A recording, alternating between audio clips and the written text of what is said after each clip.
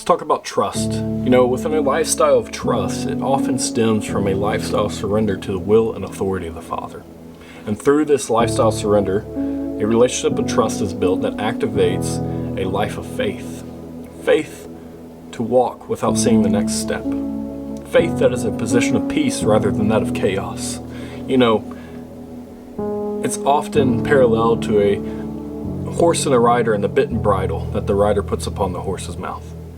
Through that tool that the rider uses, it helps direct the horse on where it sees to go, but that horse has full power to disregard that path and disregard the rider's directions. This parallels to you and I's relationship with the Father, Son, and Spirit. To willfully accept His bit and bridle and understand that His will and authority is best for us. But oftentimes, we fail to see that His will and authority is best for us. Just within my own life, I have this so-called calling that I feel from the Holy Spirit for full-time ministry. And I've been patiently waiting on Him to open a door. Recently, I thought He was going to open a door for me. The stars aligned, so to speak.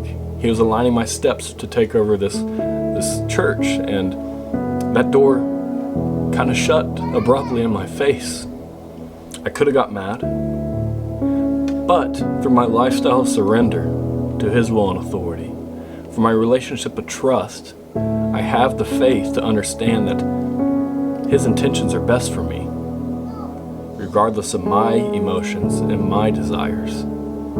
His intentions are best for me, and I have the faith to see that He is opening up a door much bigger for me. But oftentimes, Christians, we crumble because we want an answer right now. We hate waiting. We are a fast food society. And this is even seen within the Old Testament, within the first king of Israel, King Saul. In 1 Samuel 28, specifically verse 4, starting out, it says, "The Philistines assembled and came and encamped at Shinnim. And Saul gathered all Israel, and they encamped at Gilboa. When Saul saw the army of the Philistines, he was afraid, and his heart trembled greatly. And when Saul inquired of the Lord did not answer him, either by dreams or by Urim or by prophets.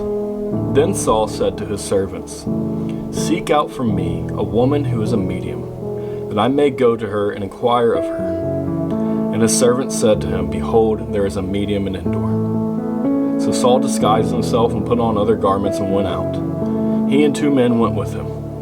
And they came to the woman by night and said, 'Divine for me a spirit and bring up for me whomever I shall name to you.'" Saul refused to wait on the Lord's answer.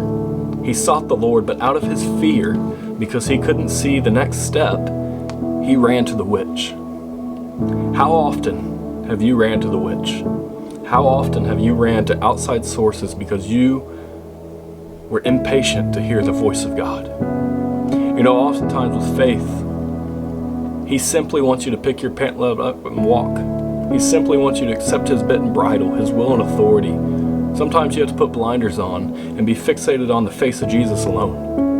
Sometimes you have to be content with just Jesus alone, regardless of your outcome or situation or desired breakthrough.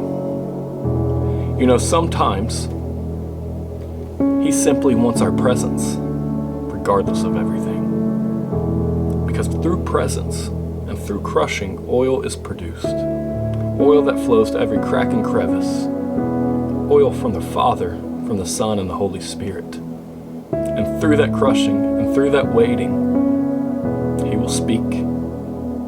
As long as your ears are in tune and your eyes are fixated upon His face.